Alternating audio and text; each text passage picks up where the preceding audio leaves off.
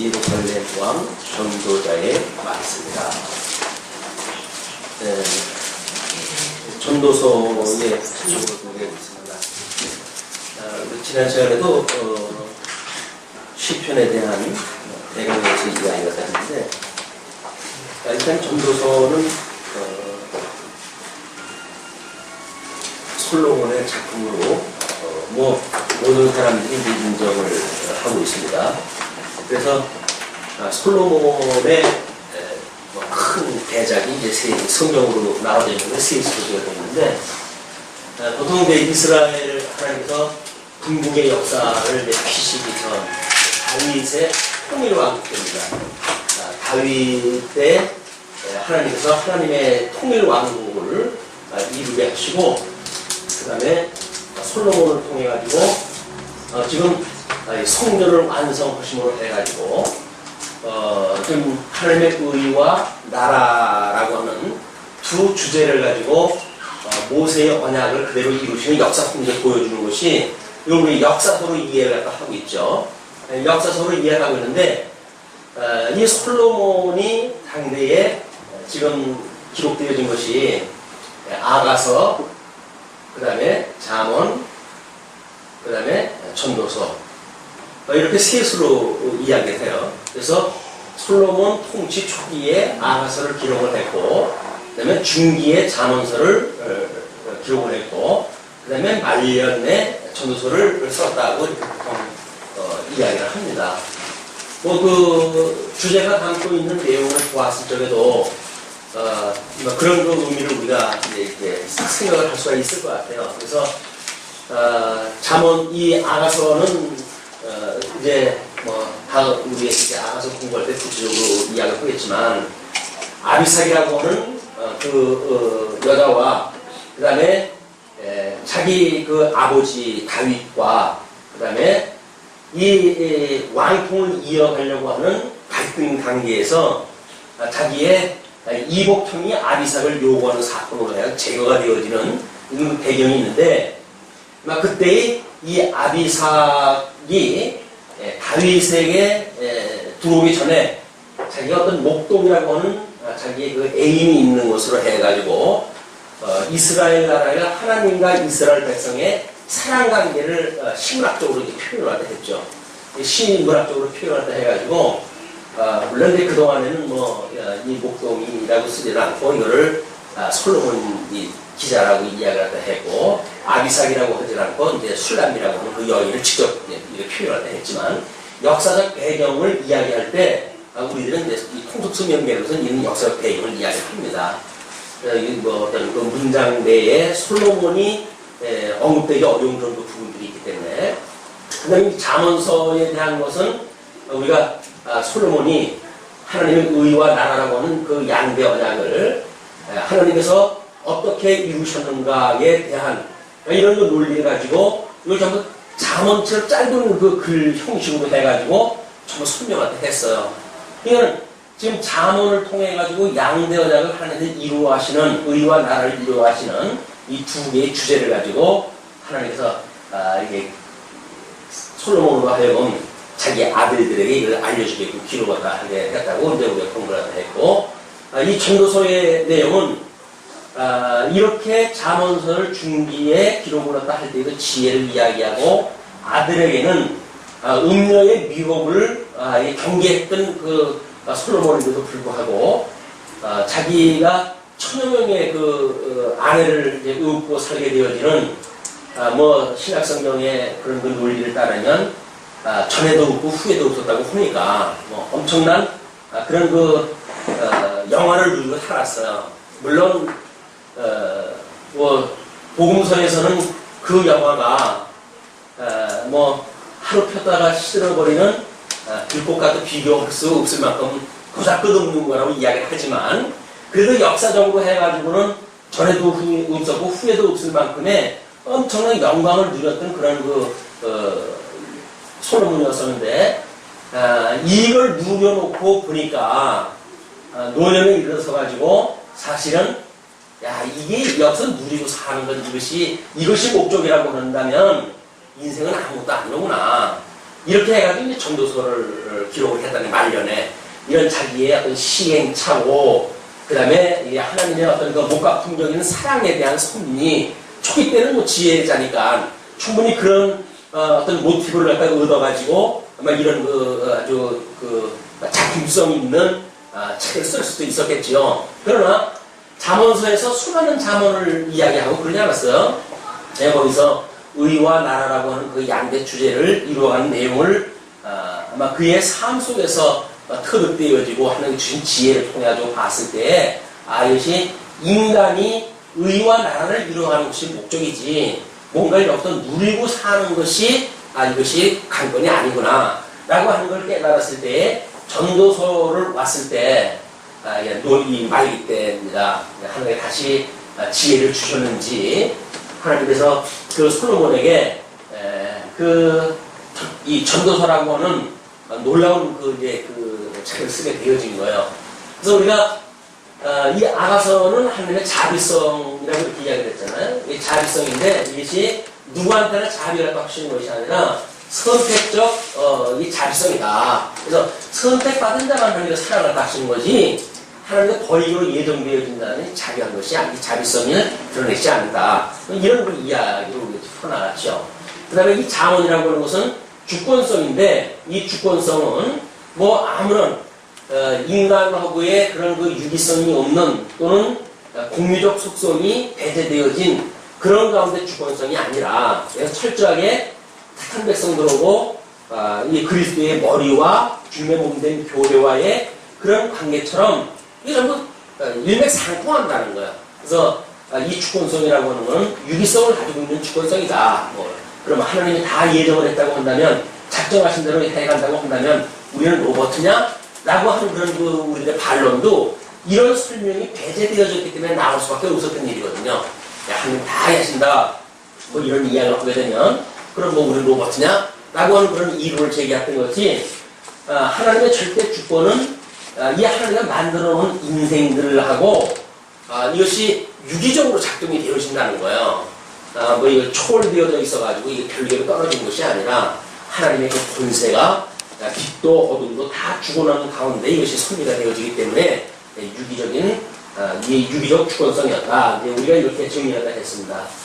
전도서의 이제 그 속성은 영혼성이라고 이렇게 이야기를 했어요. 이 영혼성인데 하나님의 영혼성을 이야기하는데 왜 헛되고 또 헛되다고 이야기를 하는가? 라고 하는 그것이 계시라고 하는 이 계시의 세계를 궁극적인 목적을 삼았을 때 헛되되는 이야기다. 이거를 수단적으로 우리가 수용을 갖다 했을 때 하나님의 이 영원성을 깨닫게 하시기 위해서 우리한테 계시를 갖다 했는데 인생들은 이 영원한 하나님을 찬양하기보다는 그냥 계시되어진 세계 속에서 잘 먹고 잘 사는 거에 포커스가 맞춰진단 말이에요. 그래서 해 아래에서 모든 것이 헛되다라고 하는 것을 강조하다 한 거죠. 아마 이것이 이 솔로몬이 자기의 이런 수많은 처첩을 거느리고 부를 누리고 영화를 누렸던 이런 그 삶이 계시적이라고 하는 것을 깨달았을 때 비로소 쓸 수 있었던 그런 그 책이 아닌가 이런 그 생각이 듭니다. 뭐 우리 성도들도 나이가 먹어가면 사람들이 좀 유순해지고 뭐 네 그렇게 되어진다고 하잖아요. 근데 혹자들은 그걸 가지고 육체적으로 힘이 없어서 그런 것이 기질적으로 악성이 줄어들어서 그런 게 아니다. 그렇게 이야기를 하거든요. 나이 먹어가지고 이제 뭐 혈기를 부릴 만한 혈기가 떨어지는 거예요. 이제 육체적인 힘도 딸리고 그러니까 그냥 그래 됐다 그래 그래가지고 뭐 마치 인정하는 것처럼 되고 그러잖아요. 근데 만약에 하나님의 말씀에 의한 운동력이 아니면 성령의 열매가 아니게 되면 그거는 힘이 빠져가지고 나타나는 그냥 노화 현상일 뿐이에요. 그러니까 여기서 우리 일반 노인학을 공부하는 그런 그 모든 내용들은 사실은 일반 노인학에서 이야기하는 그 이야기는 힘 빠진 사람들을 어떻게 잘 그냥 세상에 살게 하다가 보낼 것인가 라고 하는 걸 연구하는 것이 일반 노인학입니다. 이 교회에서 우리 성경을 바탕으로 하는 노인학과는 근본적으로 달라요. 우리가 참 이 솔로몬도 이런 참 지금 이때 다윗 40년이었었고 솔로몬이 40년, 통일 왕국이 달랑 80년 시대 아닙니까? 나머지 시대는 전부 파란만장한 그런 시대였어요. 이런 시대였었는데 이런 어떤 통일 왕국 시대의 솔로몬의 삶이었었지만 솔로몬의 삶도 이 전체적인 민족의 역사와 다르지 않게 파란만장한 삶이었었다. 이런 당대의 파란만장한 어떤 그런 그 삶을 통해 가지고 나름대로 모티브가 달라지고 자기 강조점이 달라지고 이렇게 되어지는 것이 어떤 계시를 이제 어떤 의해 가지고 하나님께서 이 기자로 하여금 이걸 기록하게 하신 일이라고 한다면 마찬가지로 우리들도 아마 하나님의 은혜를 깨달아가는 것도 이런 수순이지 않을까. 그래서 젊었을 때 우리 하나님을 배우는 것하고 또 나이가 먹어가도 하나님 배우는 것하고는 그것이 질적으로 차이가 있을 거라고 보여집니다.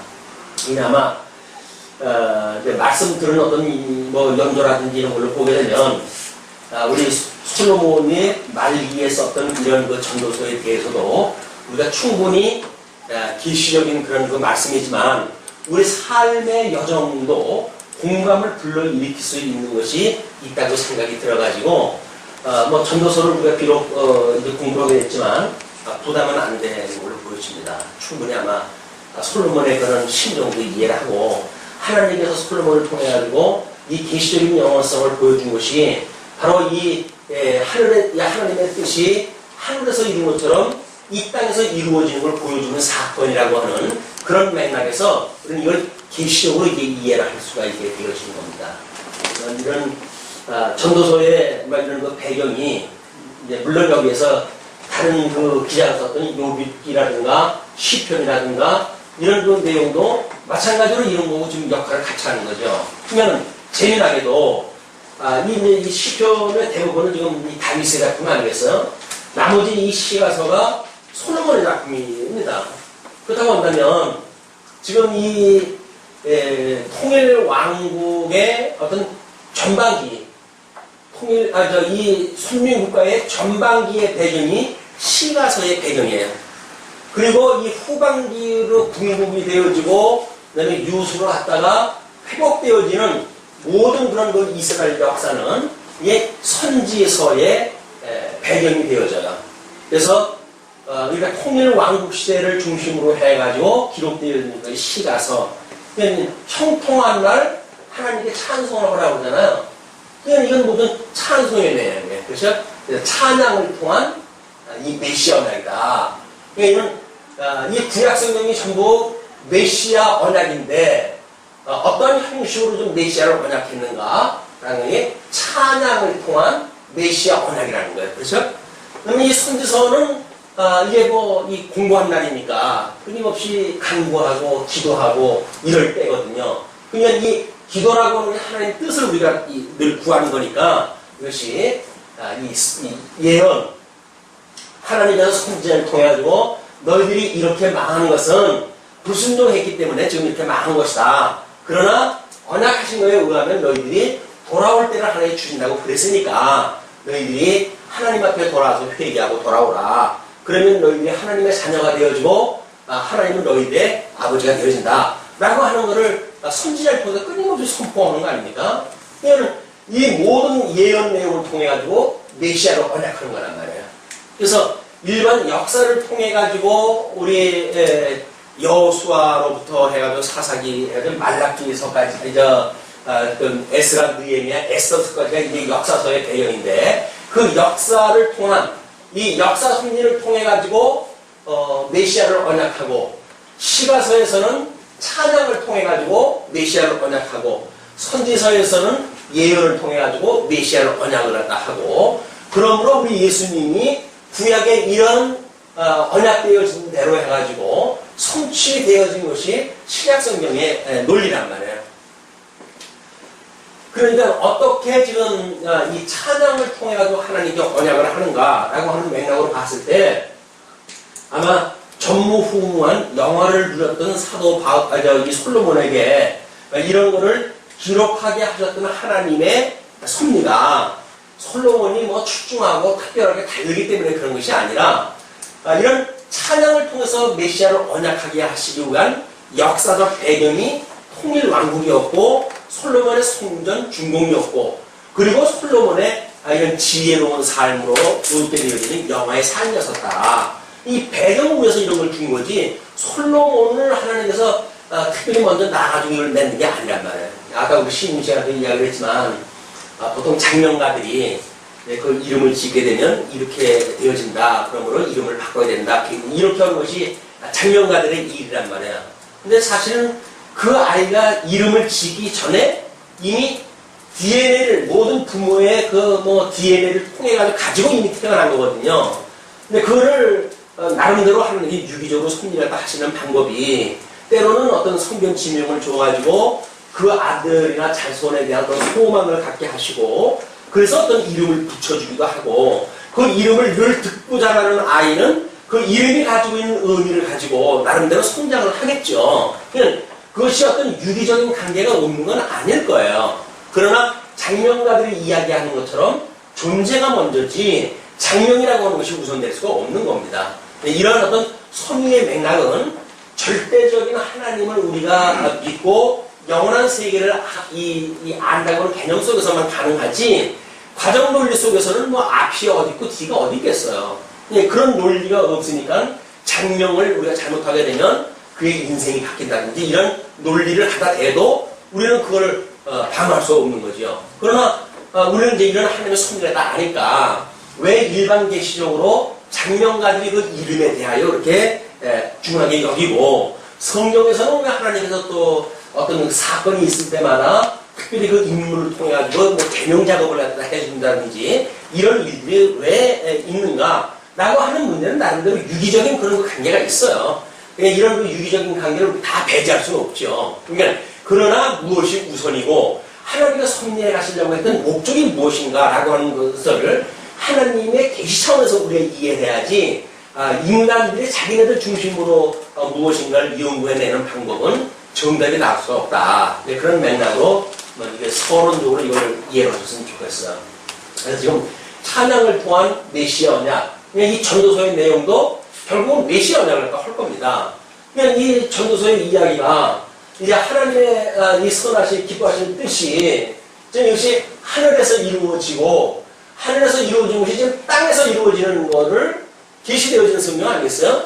그러면 땅에서 이루어지는 것이 소위 여기서 말하는 해 아래에서 이루어지는 일입니다. 이 해 아래. 이 잠언서에서 많이 언급되어지는 것이 해 아래라고 하는 표현이에요. 이 해 아래라고 하는 걸 우리가 천하계라고 이렇게 이야기를 하죠. 이 천하계라고 하는 거는 영원하신 천상계에 대한 어떤 상대적 개념일 거란 말이에요. 그렇죠? 물론 이 상대적이라고 하는 거는 영혼과 시공간에 이런 어떤 포함되어져 있기 때문에 내재적으로 초월되어진 그런 개념으로 이해하는 개념으로 이해를 해야 되겠지만 그래서 이런 하나님의 뜻이 하늘에서 이룬 것처럼 이 땅에서 이루어지는 섭리를 통해 가지고 영원하신 하나님을 깨닫게 하시는 것이 전도서를 이해하는 방법입니다. 그냥 우리는 전 성경이 역사도 마찬가지고 시가서도 마찬가지고 선지서도 마찬가지로 메시아 언약이라고 한다면 모든 구조가 다 똑같아요. 그래서 우리가 이거를 프레칼 구조라고 이렇게 이름을 갖다 지었잖아요. 저는 이 전체의 모양을 어떤 성경이든지 부분적으로 다 그걸 담고 있어요. 그거를 이제 우리 과거에 구속사를 연구하신 분들은 성경 어디를 봐도 다 구속에 대한 이야기다. 이렇게 이제 그분들은 밝혀냈고, 하나님 나라 중심으로 보았던 사람들은 모든 성경은 하나님 나라를 중심으로 해서 이게 설명되어졌구나. 이렇게 이해를 했던 거지요. 근데 우리는 양대 언약을 이거 다 보고 나니까 이 양대 언약이 창세기부터 요한계시록까지 다 하나님의 의와 나라라고 하는 그런 구조로 되어져 있는 것을 우리는 밝혀낸 거죠. 그것이 이 프랙탈 구조처럼 어느 성경 부분을 봐도 전체를 담고 있는 내용이 있기 때문에 성경 전부를 모르게 되면 성경을 모르는 거다 라고는 극단적 표현은 사실은 맞지 않습니다. 우리 시대처럼 성경 66권을 한 권으로 우리가 볼 수 있는 시대는 과거에 없었어요. 우리 과학이 발달해가지고 인쇄술이 발달하기 전까지는 성경이 이렇게 한국으로 묶여져 있는 시대가 없었어요. 그 사람들이 그럼에도 불구하고 성경 내용을 다 그렇게 꿰뚫고 있던 사람들은 아니잖아요. 그럼에도 불구하고 그들은 하나님이 주신 은혜를 찬양하다 했고, 하나님의 이 놀라운 섭리를 찬양하다 했지.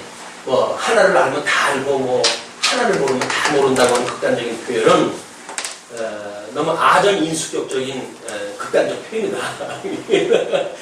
그럼 난 그럼 성경 다 모르는데 그럼 나는 그럼 뭐란 말이냐, 이런 쓸데없는 어떤 논쟁의 여지를 줄 필요 없죠. 왜? 이 프랙탈 구조라고 하는 것은 부분을 보면 전체를 알 수 있어요. 그러니까 하나님께서 솔로몬의, 이 아브라함의 역사를 보게 되면 그 사람은 다윗이 나기 전 아니에요. 그러면 이 아브라함 역사 속에서 어떻게 하나님의 의와 하나님의 나라로는 양대원양을 다 볼 수 있는가? 그는 모세가 출생하기 전에 아브라함 자체만 가지고도 할례라고 하는 행위언약을 통해 가지고 어떻게 은혜언약과 행위언약의 관계를 설명하는지를 우리가 알 수가 있거든요. 그러니까 아브라함의 역사를 통해서도 우리가 양대언약을 의미를 갖다 알 수가 있는 거지. 하나를 모르는 건 다 모르는 거다. 이렇게 해가지고 성경 공부하는 사람들 중독이 오는 거는 교사의 횡포인지도 몰라요. 아무튼 모르니까 까불고 있어. 이런 식으로 해가지고 내가 잘하니까 다 내 말 들어. 이렇게 하는 이야기거든요. 성령께서는 그렇게 역사하지 않으셔요. 한 사람을 절대적으로 쓰지 않습니다. 다 이렇게 섭리해가지고 섭리도 하시지. 무슨 한 사람 없으면 마치 성경 진리에서 그냥 무너지는 것처럼 그렇지 않아요. 왜냐면 하나님께서 엘리야 시대 때 자기밖에 없다고 하소연을 하잖아요. 자기 딴에는 그래도 수십 명의 그런 우상 제사장들을 물리치고 얼마나 득이양양했겠어요. 그러나 하나님께서 야, 내가 내 이름을 위해서 7,000명을 안 가놨어. 하나님께서 당신의 영광을 위해서 하는 일이지 무슨 성경을 잘한다고 해가지고 교사는 내가 이걸 주신 게 아니다. 끊임없이 우리 하나님 차원에서 이걸 봐야 되는 일입니다. 계시적 차원에서 이해를 하는 것이 우리가 하나님의 말씀을 깨닫고 그분의 크신 영광을 찬양하는 인생의 본분을 우리가 갈 수 있는 일이지, 만약에 자꾸 이 어떤 땅에서부터 나오는 것을 자랑한다든지 인간으로부터 말미암는 걸 자랑한다든지 이런 건 매우 위험한 일이다. 그래서 그런 맥락으로 해가지고 이 계시적인 영원성에 대해서 우리가 이해를 했으면 좋겠다 하는 생각이 듭니다. 자, 이제 오늘 서론이기 때문에 먼저 이제 그 1장이 해 아래 하나님의 사역 아니에요? 그러면 이 하늘에서 이루어진 건데 이 땅에서 이루어지는 거니까 이 땅을 해 아래라고 표현했다는 겁니다. 이 해 아래는 넷째 날 만들어 놓은 태양계 아래라는 이야기죠. 그러니까 첫째 날, 둘째 날, 셋째 날 만들어 놓으신 그거는 이 영원한 이 배경은 될 수가 있지만 직접적으로 표현되어진 건 넷째 날 이후에 만들어진 세계를 통해서 좀 보여주는 역사예요. 자, 그러면 그 해 아래 하나님의 사역이고 1장부터 4장까지를 1절로 나눠가지고 계시를 위한 행사다. 하나님의 많은 행사가 있는데 행하는 그런 섭리가 있는데 그런 것들은 계시를 위한 거다. 그런 그 이야기죠. 그리고 1장부터 2장까지는 무익한 행사라고 이렇게 이야기를 했어요. 성경이 무익한 행사라고 그랬으니까 그 무익한 행사는 이제 1장부터 2장까지가 무익한 그런 그 행사인데 1장은 만물과 인생의 무상함에 대해서 이야기를 하고 2장은 세상 인생 수고의 허무함을 이야기를 해요. 그 1장 이상이 만물과 인생이든 세상 인생의 수고든 모든 것들이 무익하고 허무하다는 이야기입니다. 그러면 이제 1장이 만물과 인생의 무상함에 대한 이야기예요.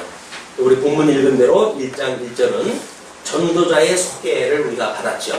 그 전도자라고 하는 그것은 솔로몬이었다.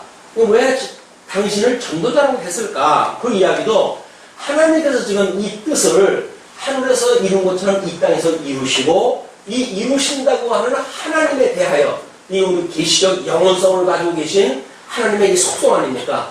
이 하나님에 대하여 이는 성령의 인도함을 받아가지고 증거하는 증인의 삶이었어요. 이게 이 하늘의 도를 전하는 자였다 그 이야기예요. 이거는 그가 뭐 당대에 이 어떤 뭐 정말 전에도 없었고 후에도 없을 만큼의 엄청난 대왕이었었지만 통일 왕국의 대왕이었지만 그가 그 대왕이라고 하는 것은 하나님께 섭리하시는 사역상 왕이었었지. 자기가 봤을 적에는 이 하나님의 계시적 영원성을 속성하는 그런 맥락에서 봤을 때 자기 인생이라고 하는 것은 전도자의 역할일 뿐이다. 그런 그 이야기예요. 우리는 전도자의 역할이라고 하는 그런 지금 솔로몬이 이제 기자라고 우리가 밝혔으니까 그런 기자의 서술을 보고도 이것은 해아라의 모든 인생에 하는 일들, 계시적인 그런 그 일들에 거기에 궁극적인 목적이 없다는 이야기로구나. 솔로몬이 자기가 왕인 것을 목적으로 삼고 사는 이런 삶이 아니라고 하는 걸 깨달을 수 있단 말이에요.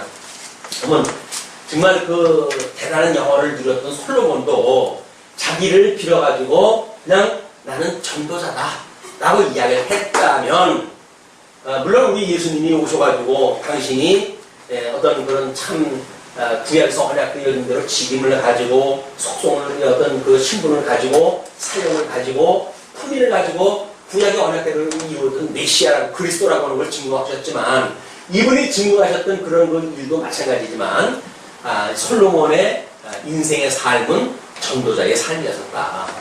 그래서 우리 예수님이 성령이 오시게 되면 너희가 권능을 얻고 성령이 오시게 되면 권능을 얻고 그 다음에 땅끝까지 증인이 되리라.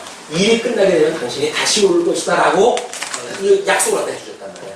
그러니까 이 약속하셨던 최후의 약속이 지금 오늘까지 계속 이루어지는 거예요. 지금 이 약속에 의해서 땅끝까지 복음이 증거되어지고 그리고 요한계시록의 그 배경도 사도행전의 배경에 연결되어서 쭉 가는 겁니다. 그래서 아마 제가 가만히 보니까 그 계시록에 나오는 것을 우리가 이제 그 권능, 그 다음에 이제 그 징계, 그 다음에 심판, 이걸 하나님의 사역의 권능으로 우리가 이걸 봤어요.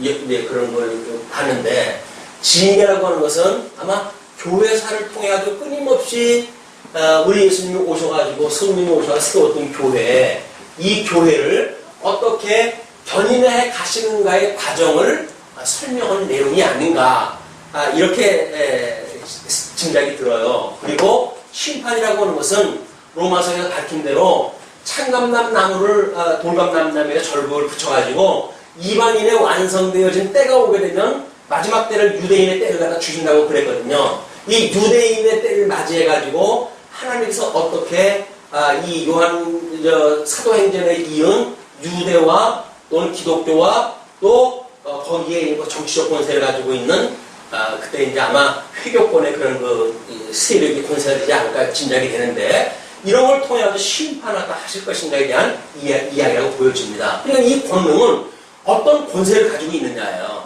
빛의 권세와 어둠의 권세가 끊임없이 지금 전쟁을 치고 있는 영적 전쟁의 시기인데 이때에 하나님께서 주님의 몸된 교회는 끝까지 붙들고 계신다.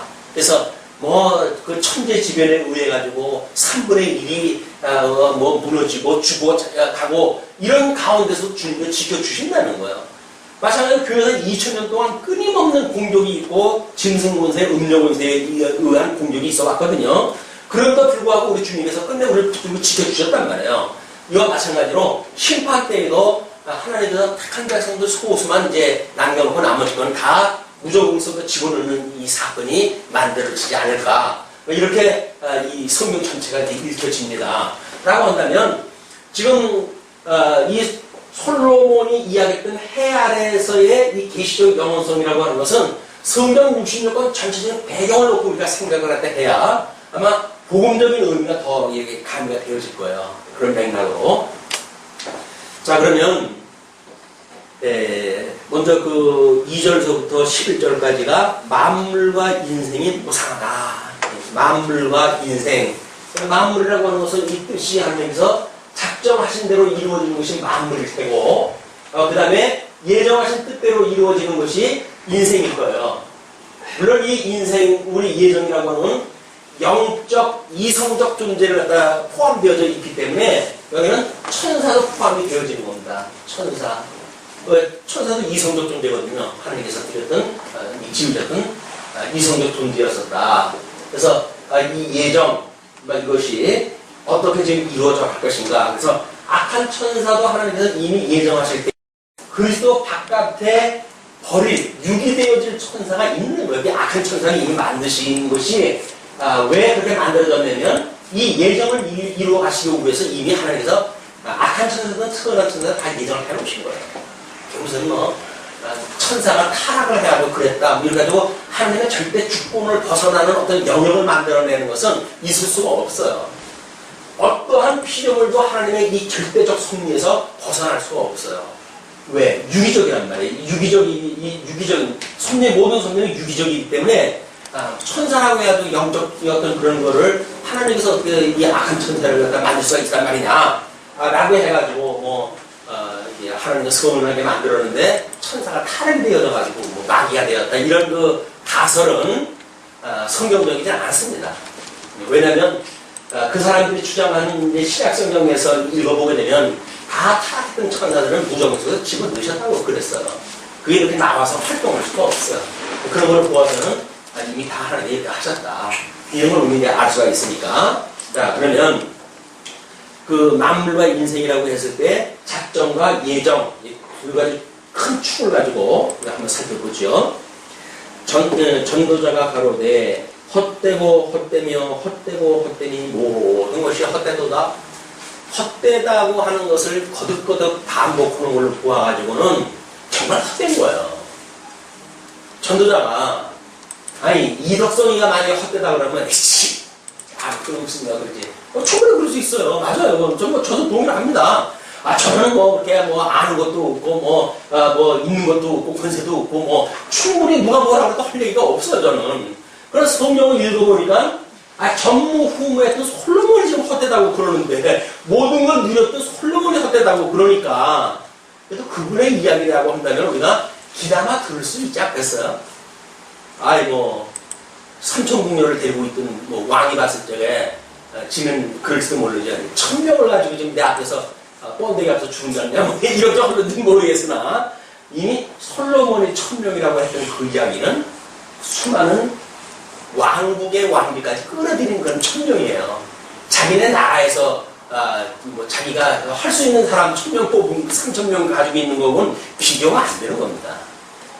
그런 어떤 상대적인 숫자의 비교는 아무 의미가 없어요.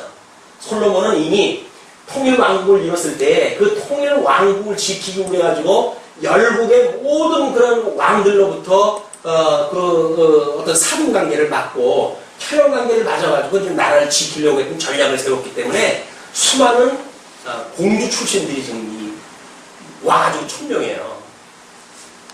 감히 거다. 우리 백제 무슨 왕이에요? 의자왕 3000명의 궁녀를 갖다가 어쩌고저쩌고 하는 거는 이렇게 숫자적으로 비교될 수 있는 기능이 아니다. 자, 헛되다고 이렇게 이야기를 하는데, 그 헛된 그 내용에 대해서 이렇게 이야기하죠. 사람이 해 아래서 수고하는 모든 수고가 자기에게 무엇이 유익한고?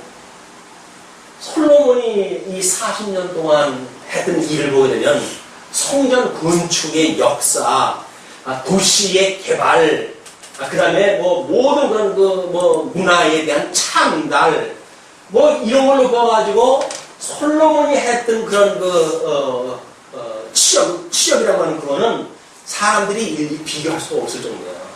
엄청났으니까. 엄청난 그런 치역 활동을 했던 사람이 하는 이야기가 해 아래에서 수고하는 모든 수고가 자기에게 무엇이 유익한가? 그런 거 아니겠어요? 죽음을 지금 앞두고 이 전도사가 이제 이 전도서를 기록을 했으니까 전도자가 전도서를 기록을 했으니까 인생을 어떻게 살았든지 간에 바로 이거 죽음을 지금 앞두고 있는 상태 아니에요? 요즘은 하도 백년시대 해가지고 우리가 가상 기대 연령을 갖다 100살로 놓고 이제 계산들을 갖다 하니까 끔찍합니다. 끔찍해요. 하나님도 모르고 남은 인생을 살아간다는 이야기는 참 끔찍한 일이에요. 왜? 이 짐승원들이 유혹하는 데에 따라가지고 살아갈 수밖에 없으니까 결국은 해 아래에서 어떤 가치를 부과하고 그 가치를 추구하며 살아갈 거란 말이에요. 어떤 삶인지도 모르고. 근데 이걸 빛의 권세의 생명을 알고 있는 우리 입장에서 보게 되면 이건 정말 못 살고 있어요.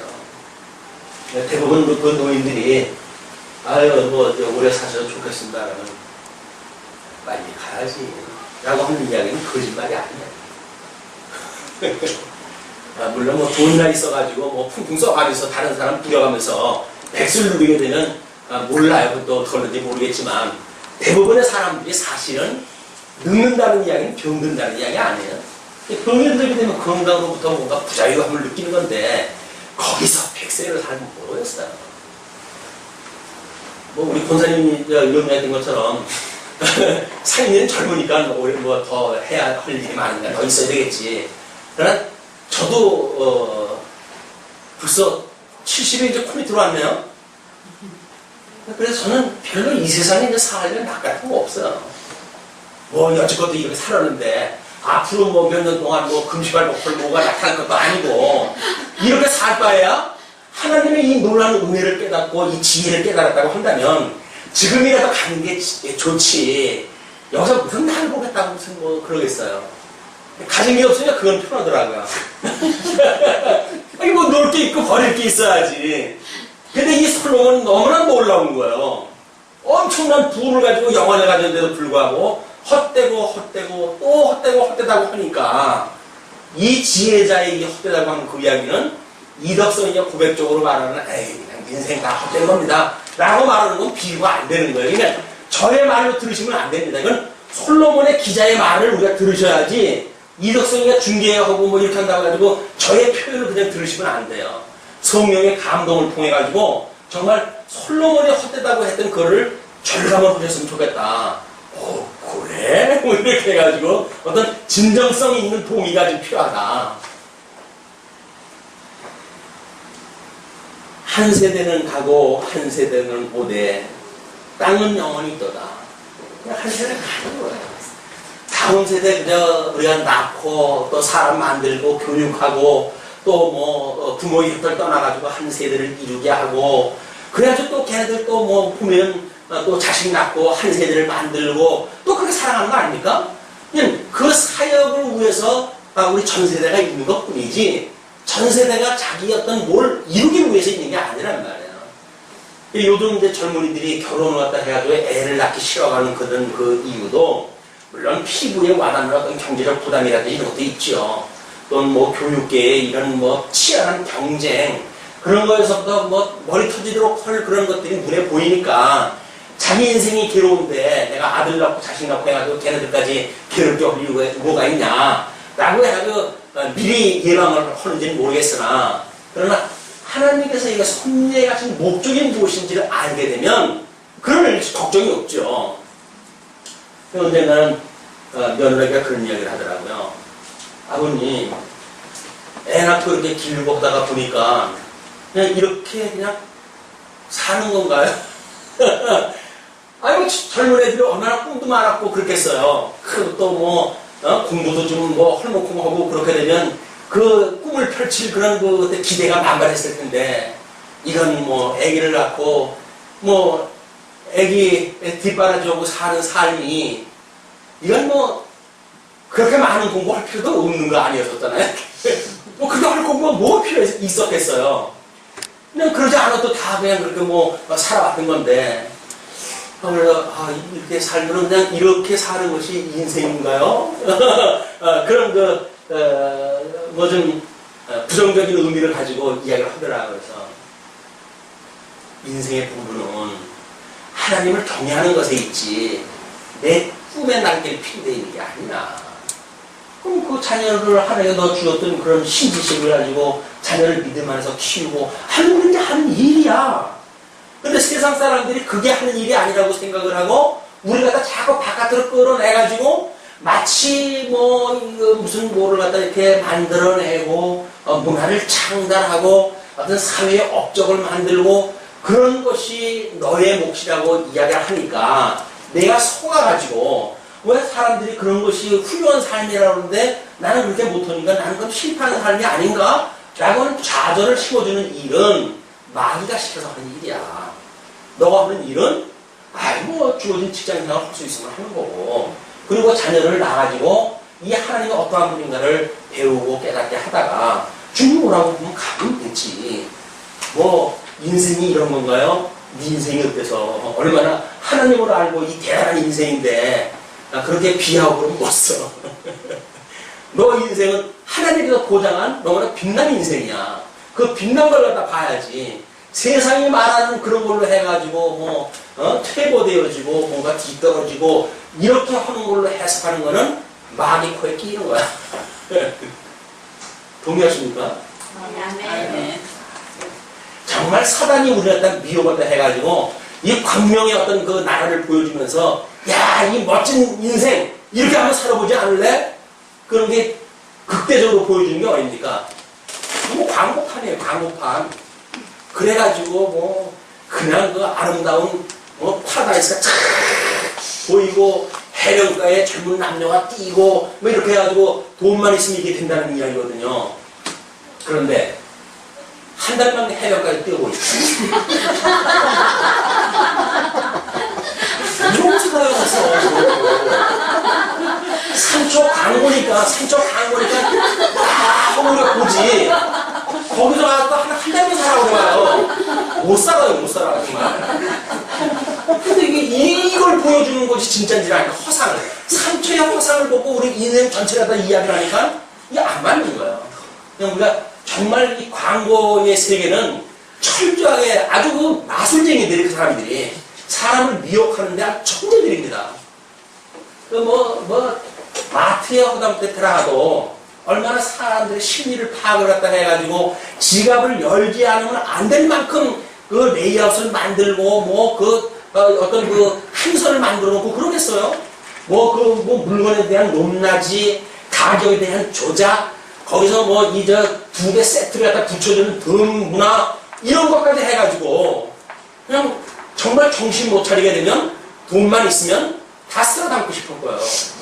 거기다 카트는 투명 카트 아니에요. 망으로 돼 있어가지고 옆에 사람이 다 보내. 근데 다른 사람은 그들 그게 해가지고 싣고 가는데 옆에서 이 배추 몇 단, 몇 단 해가지고 조그만 걸 끌고 가게 되면 이거 같이 비교돼가지고 못 살 판아니에요. 그냥 그걸 노려가지고 다른 사람 다 볼 수 있게끔 이 투명 카트를 갖다가 만들어 놓은 거예요. 그것도 모르고 우리는 자꾸 옆에 사람 보고 저는 많이 가는데 난 지갑이 얇아가지고 이것도 못하고 이것도 못하고 내 팔자가 이게 무슨 팔자이냐 라고 해가지고 아니 하나님의 증인으로 우리가 불림을 받았는데 느닷없이 슈퍼해가지고 이게 내 꼴이 뭐냐라고 이야기 되어져 버리니까 도대체 하나님의 말씀은 온데간데가 없어지고 이 땅만 보이는 거예요. 그냥 카트를 보고 땅만 보고 이걸 끌고 다니고 또 혼자 가는 건 또 안 돼. 남자들도 같이 가야 돼. 남자도 가게 되면 남자 체면 더 말이 아니지 이제. 여자는 그래도 살림살이 준비한다고 그랬지만 멀쩡한 남자가 그 보잘것없는 카드를 끌고 간다고 생각해 보십시오. 다른 사람들이 보면 아이고 인생 그것도 내 나이가 돼가지고 해봐요. 아이고 머리는 희끗희끗한데 그냥 그거나 사가지고 가냐? 라고 할 거 아니겠어요? 아니 근데 그 사람들이 그 생각하는 거예요. 그래서 내가 왜 지가 죽어야 되고 뼈가 빠져야 된다고요. 하나님이 나를 인정한다고 그러는데 하나님을 잊어버리게 되면 인생이 끝나는 거예요. 이게 정말 우리 이 전도서를 통해 가지고 우리들의 위상, 우리의 어떤 정체성 이런 것들을 우리가 확인하고 정말 이 계시적인 거에 묶이지 않고 영원한 세계를 우리가 보고 그런 영원하신 하나님을 찬양하는 이런 시간이 되어졌으면 좋겠다는 생각이 꿀꺽했습니다.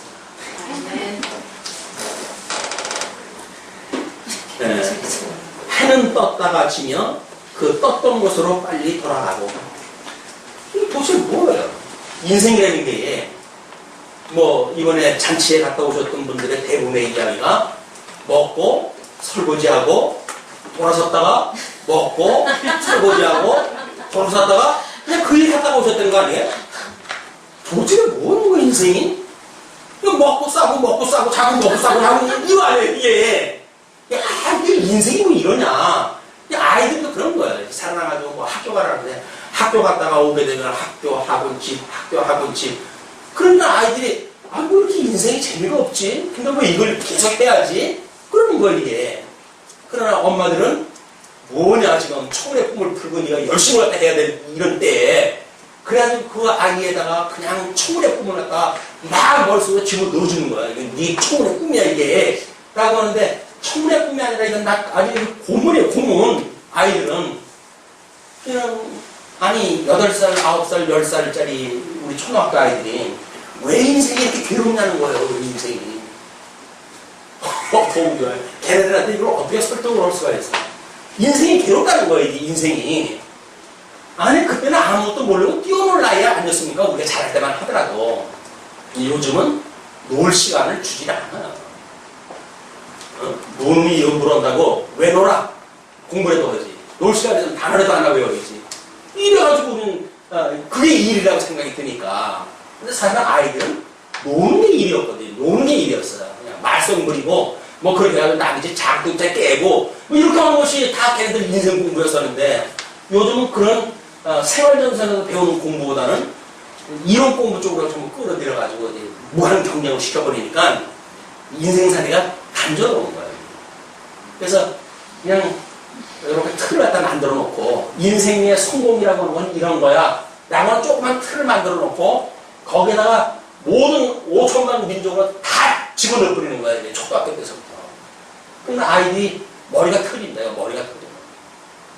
할 수만 있으면 끄집어내가지고, 어떻게 보게 되면 용기가 있다면, 하나님의 절대 주권이 믿어진다고 한다면, 꼭 제도권에 그렇게 얽매여서 살아가야 될 이유가 있을까요? 그냥, 만약에 학교가 없는 지역에 내가 이민을 가게 됐다. 뭐 먹고 살려니까 할 수 없이 가게 됐다. 그럼 어떻게 올 거예요? 아이들은 그냥 집에서 가르칠 거 아닙니까? 그럼 그건 아이 살아가지고 또 뭐 나름대로 자기 인생을 살아가겠지. 제도권에 산다고 하는 것 때문에 제도권에 딱 묶인 거예요. 그 제도권이 뭐냐면 해 아래 사단의 권세가 우리를 어디 집어넣는 거예요. 걱정을 못해요. 이 계시세계, 해 아래의 세계에다가 집어넣어 버려가지고 이걸 계시적으로 이해를 해야 되는데 이걸 목적으로 이해를 해버리니까 그냥 여기서 머리 터지고 싸울 수밖에 없다. 그건 정말 비극이에요. 승리자도 비극이고 실패자도 비극이고 다 비극이에요. 예, 해는 떴다가 지고 그 떴던 곳으로 빨리 돌아왔다. 왜냐면 떴다가 졌잖아요. 다음날 이게 떠야 되려면 밤새 이쪽 부지런히 가야 다음에 또 뜰 거 아니겠어요. 그러니까 안 보이는 데서는 부지런히 지금 해가 뜨는 쪽으로 가는 거예요, 이게. 그렇게 이야기를 했으니까, 하나님께서 해 뜨는 곳이라고 그렇게 이야기를 했잖아요. 해 뜨는 곳. 그러니까 뭐, 해가 멈춰라. 여호수아 때 그렇게 이야기를 하니까, 과학을 무시한 그런 무식한 그런 사람들이, 해가 어떻게 멈추잖아. 멈추면 지구가 멈추지. 이런 걸 가지고 또 뭐 성경이 진리가 아니잖아. 그래가지고 또 공격 갖다 해보네? 아마 우리 강 목사님이 그런 거에 답변을 그렇게 했을 거예요. 지구가 멈춘다고 하는 그 이야기는 과학적인 설명으로 맞는다. 그러나 나는 오늘도 해가 뜨고 해가 진다고 말한다. 아니 그런 거 아니에요? 아니 우리가 해가 뜨고 해가 진다고 하는 거는 지금 지구를 중심으로 해서 그걸 봤을 때의 표현이지. 그걸 객관적인 과학적인 지식으로 해가지고 아니 태양계를 중심으로 해서 지구가 돌지 태양을 중심으로 해서 지구가 도는 거지 그것이 뭐 태양이 멈추는 건가 지구가 멈추는 이렇게 설명을 이제 이걸 꼬투를 갖다 잡고 보는 것이 또 계시 속에서 이 교육을 받은 사람들의 한계란 말이에요. 우리 아이들도 좀 이게 좀 넓은 세상을 보여줘가지고 하늘을 보고 좀 자라나는 그런 시간이 필요하지 않을까. 너무 땅만 보고 자라게 하니까. 노인학에서 중요한 것이 손자 교육은 하늘을 보게 하라는 이야기예요. 아버지야 실리적으로 해가지고 현실을 살아가야 되니까 세상을 살아가려고 한다면 그렇게 해가지고 되겠어? 그러니까 먹고 사냥하는 방법을 가르쳐주고 그래야 되겠죠. 그러나 그것이 다라고 한다면, 인생의 다라고 한다면, 걔는 그냥 낚시하는 그런 요령만, 사냥하는 요령만 배우다가 인생이 그냥 가는 거예요. 그러나 그 할아버지는 하늘을 보여주고, 먼 산을 보여주고, 그래가지고 인생의 문제에 대한 그게 넓은 꿈을 갖다 보여준단 말이에요. 네가 사냥하는 이런 좁은 데 갇혀져 있는 것이 아니라, 너의 세계는 무한정으로 넓어. 라고 미래를 보여줄 수 있어야 될 거 아니겠어요? 근데 요즘들은 할아버지, 할머니가 그런 교육을 시키려면 질색 그러죠. 지금 경쟁력이 얼마나 치열한데 쓸데없는 거 하냐고. 애 교육은 내 몫이니까 그런 거 하지 마세요. 그래가지고 할머니하고 할아버지를 격리교육을 시켜버린다. 쓸데없는 얘기 자꾸 해주니까. 인생이 어떻고. 그러나 그 어떤 스님이 그런 이야기를 하더라고요. 적어도 100년의 역사를 내다볼 수 있는 교육을 시켜야 된다. 우리 자녀들한테. 현실 역사에 그냥 콕 한번 쳐가지고 온갖이 다 앉으라고 살아가라고 한다면 비겁이다. 100년 후를 내다보는 폭넓은 시야를 가지고 교육을 하는 것이 필요하다. 그렇게 하게 되면 아마 또 종교인이니까 쓸데없는 소리가 그렇지. 이렇게 할지도 몰라요. 그러나 우리는 정말 이 아담 이후 우리 현대에 이르기까지 수천 년 역사를 성경 읽을 때마다 이걸 지금 넘나들면서 우리가 확인한다고 하지 않습니까? 그렇게 폭넓은 객관적인 역사관이 없이 인생을 논한다는 이야기는 거짓말이에요. 있을 수가 없어요. 적어도 우리가 보는 이런 역사관과 인생관, 이런 절대 객관적인 진리에 의해서 만들어진 일이기 때문에 여기서 우리가 이런 진리를 깨닫는 기회가 됐으면 좋겠다는 얘기입니다. 오늘 주기죠. 기도하십시오.